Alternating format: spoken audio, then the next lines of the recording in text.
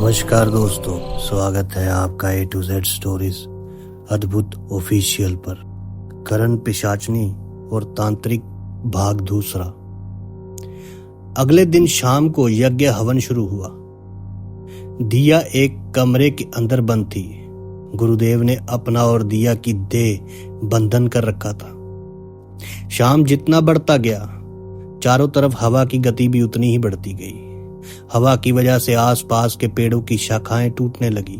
इधर दिया भी कमरे के अंदर छटपटाने लगी। घर के चारों तरफ 3 दिए जलाए गए।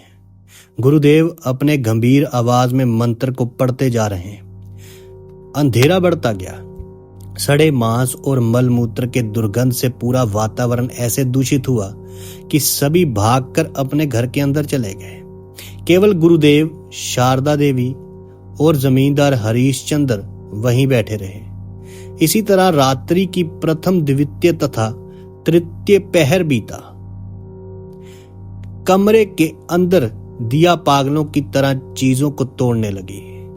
रात्रि के चौथे पहर में चारों तरफ का दुर्गंध धीरे धीरे समाप्त होकर शुद्ध शीतल हवा बहने लगी। उधर दिया भी शांत होकर बेहोश हो गई। गुरुदेव ने यज्ञ कुंड में पानी डालकर यज्ञ को समाप्त किया। अगले दिन गुरुदेव वहां से जाने वाले थे। उसी वक्त गांव के कुछ लोगों ने आकर बताया कि कल शमशान में किसी ने पूरी रात तांडव मचाया था, लेकिन वो सभी डर की वजह से बाहर नहीं निकले। सभी ने आज सुबह जाकर देखा तो शमशान में चारों तरफ अधजली लकड़ी, सिंदूर, मांस, शराब की बोतल बिखरी पड़ी थी और वहां से तांत्रिक बाबा गायब थे। शारदा देवी ने इसका कारण गुरुदेव से जानना चाहा। गुरुदेव परमानंद आचार्य बोले, दिया के माध्यम बनाकर किसी ने निम्न सतर की पिशाच साधना करना चाहा था। उसी उद्देश्य से नारियल के पत्ते को चलाया था। वे नारियल का पत्ता जिसे स्पर्श करता वही माध्यम बनता। और इतने जीवों को किसने मारा? शारदा देवी ने जानना चाहा। इस साधना में प्रतिदिन पिशाच को संतुष्ट करना पड़ता है। दिया को माध्यम बनाकर तांत्रिक वही कह रहा था और वही कर रहा था, लेकिन इस बार के लिए नहीं हुआ। और वैसे भी ऐसे लोग जहां बांधा पाते हैं वहां साधना नहीं करते। इसलिए बड़ी मां, आप निश्चिंत रहिए। आचार्य परमानंद ने अंतिम बार उसी दिन गोपालेश्वर को देखा था। इसके बाद बीत गया लगभग 20 साल। हाँ, सोनपुर में उस घटना को पूरे 20 साल बीत चुके हैं। इसी बीच दामोदर नदी के बहुत सारा पानी बह गया। कंकाली तला के घटना से गोपालेश्वर फिर प्रेमानंद जी के दिमाग में लौट आया था।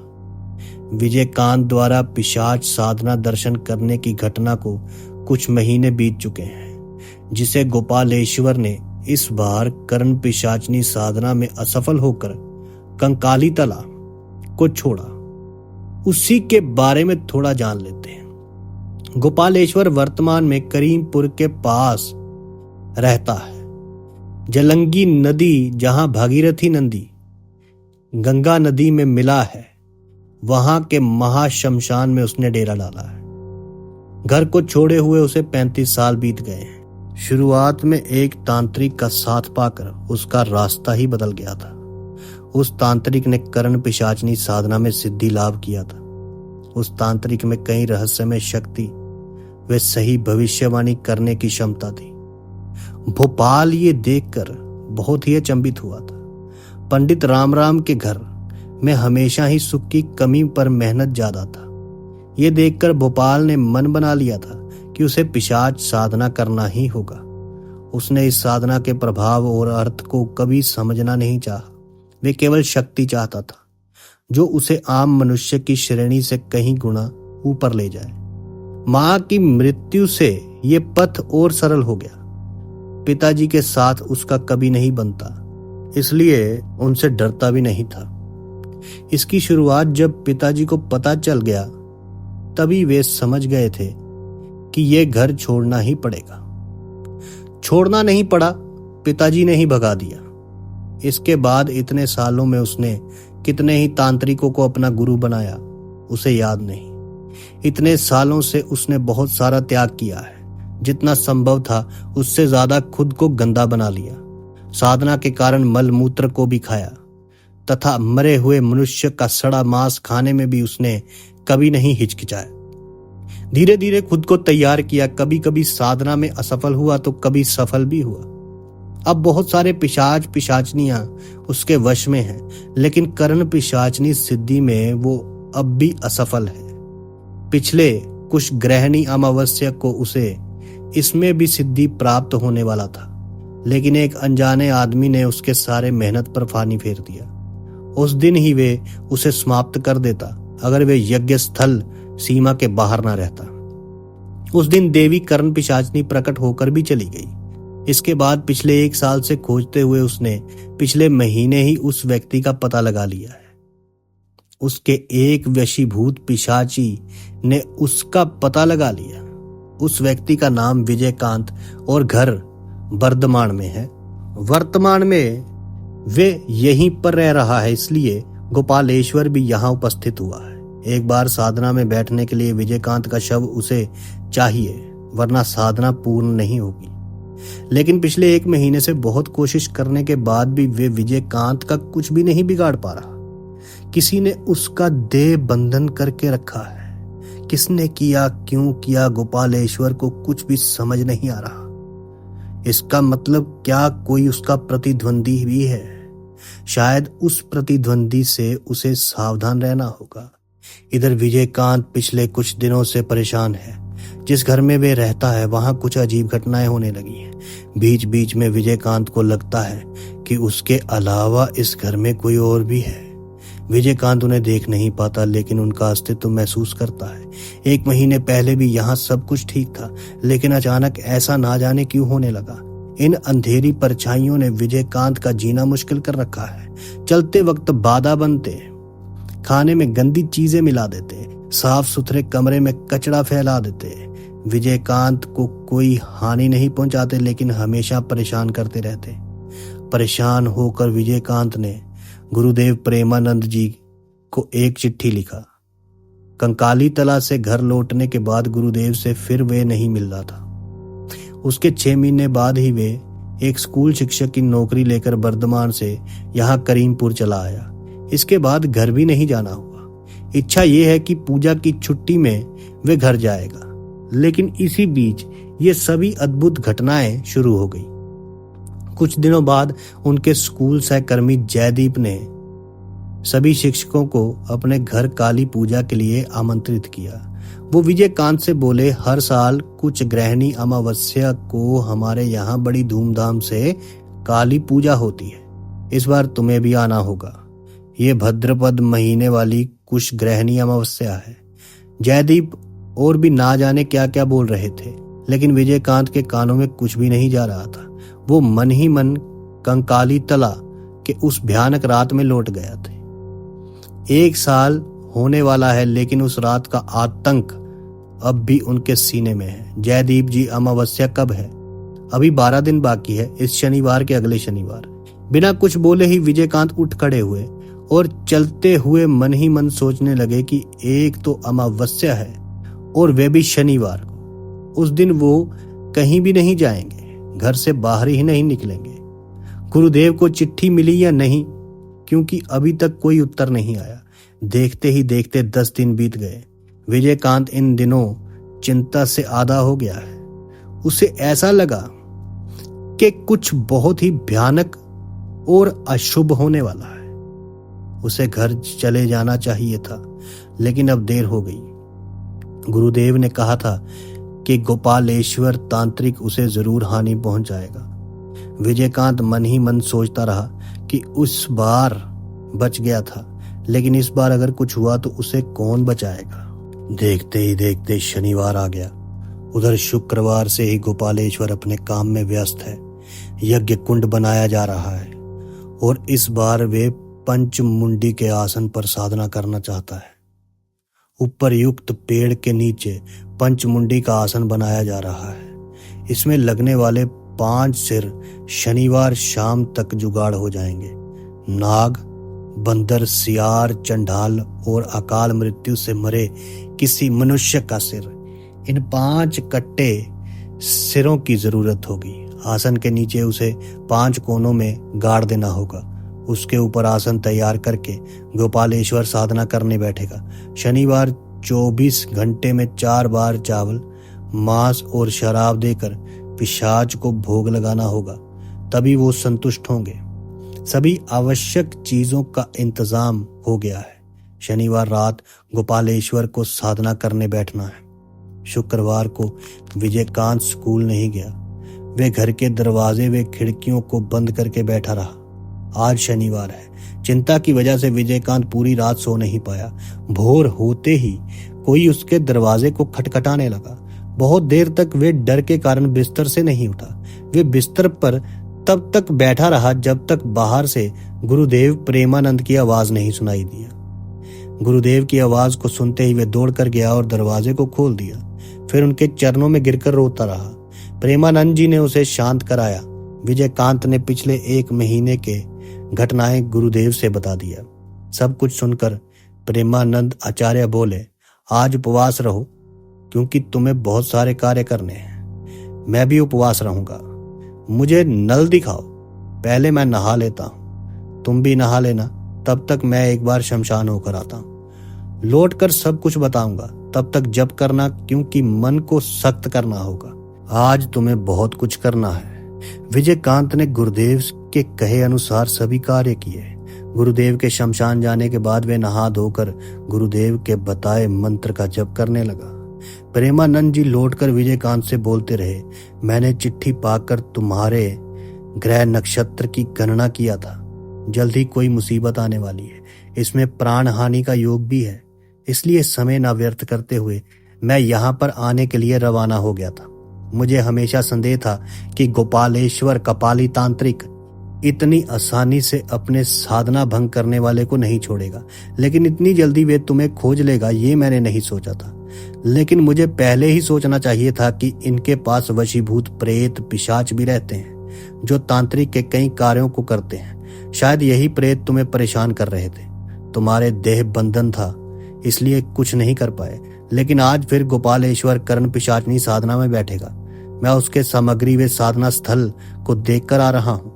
इस साधना का प्रभाव तुम्हारे ऊपर पड़ेगा। वे तुमको खींच कर ले जाने की कोशिश करेगा, लेकिन तुम उसे रोक नहीं पाओगे, क्योंकि आज वे पंचमुंडी के आसन पर बैठकर साधना करेगा। वहां पर बैठकर वे और भी शक्तिशाली हो जाएगा। रोते हुए विजयकांत बोला, गुरुदेव, तो क्या आज ही मेरा अंतिम दिन है? आज ही मेरा अंतिम दिन? गुरुदेव ने कहा, नहीं बेटा, इतना मत टूट जाओ। शुभ दिन तुम्हारा जन्म हुआ है, तुम पर भगवान की कृपा है। लेकिन गुरुदेव, आपने ही तो बोला है कि वे मुझे खींच कर ले जाएगा। विजयकांत, मैंने तंत्र साधना नहीं किया है, लेकिन उस बारे में बहुत कुछ पढ़ा और जाना है। तंत्र साधना में हमेशा पिशाच व यक्षिणी को संतुष्ट रखना पड़ता है। अगर क्रिया में कुछ भूल हुई तो इसी भयानक पिशाच के हाथों उस तांत्रिक की मृत्यु होगी। हमें इस मौके का फायदा उठाना होगा, क्योंकि गोपालेश्वर अपने साधना को कभी अच्छे कार्यों में नहीं लगाएगा। हम उसे सफल नहीं होने देंगे। मैं हमेशा जिंदा नहीं रहूंगा। मेरे जाने के बाद तुम्हें कौन बचाएगा? कुछ तांत्रिक हमेशा बदला लेने के लिए जलते रहते हैं, लेकिन मैं किसी पिशाच साधक के साथ कैसे लड़ूंगा? उसके क्रिया में कुछ न कुछ ऐसा करना होगा कि उसकी साधना गलत हो जाए, और इसे तुम्हें ही करना होगा। तुम्हें हानि पहुंचाने की साधना करने से पहले ही तुम वहां पर जाओगे। बाकी सब कुछ मैं तुम्हें सिखा दूंगा।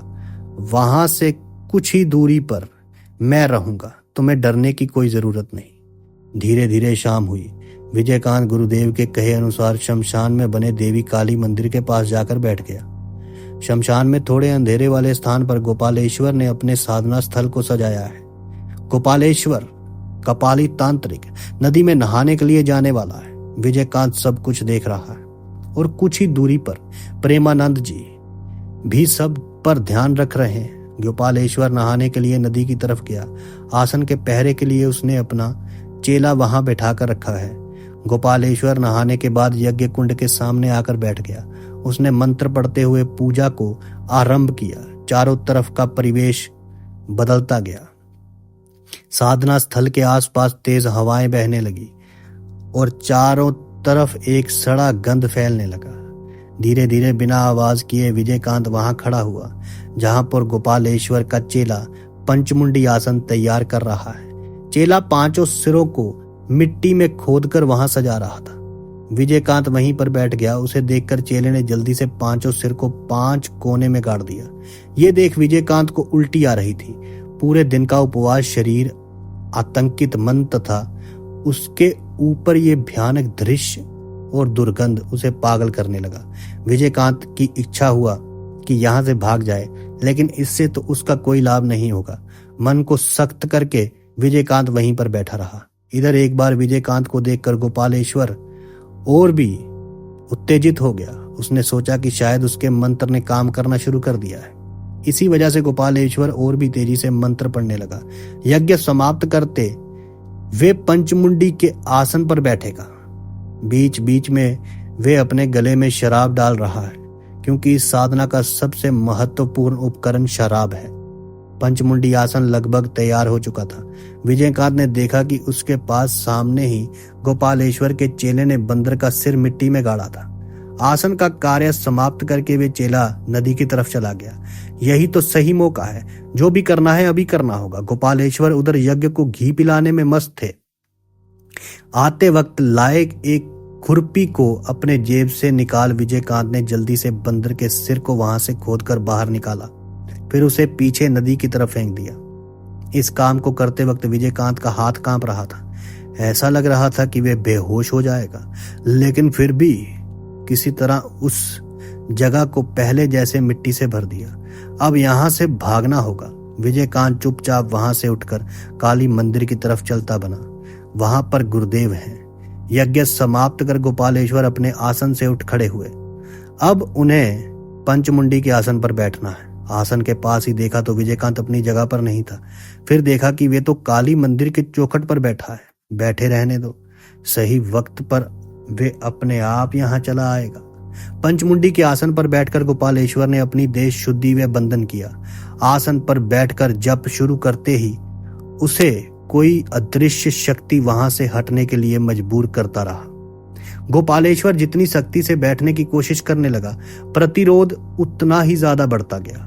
हवा अब आंधी के जैसे चलने लगी थी। आसपास के पेड़ों की शाखाएं टूटने लगी थी। काली मंदिर के पास खड़े 2-3 लोग ये देखकर डर गए। वो सभी शमशान से बाहर की ओर भागे। अचानक एक बिजली गिरने की आवाज आई और तुरंत ही गोपालेश्वर के चिल्लाने की आवाज आई। विजयकांत ने देखा कि आग का गोला गोपालेश्वर के चारों तरफ घूम रहा है और गोपालेश्वर के मुंह से केवल आग की आवाज ही सुनाई दे रही है। दर्द में वो कुरला रहा है। कुछ देर बाद ही सब कुछ शांत और स्वाभाविक हो गया। विजयकांत डर रहा था, लेकिन प्रेमानंद जी आसन की तरफ गए।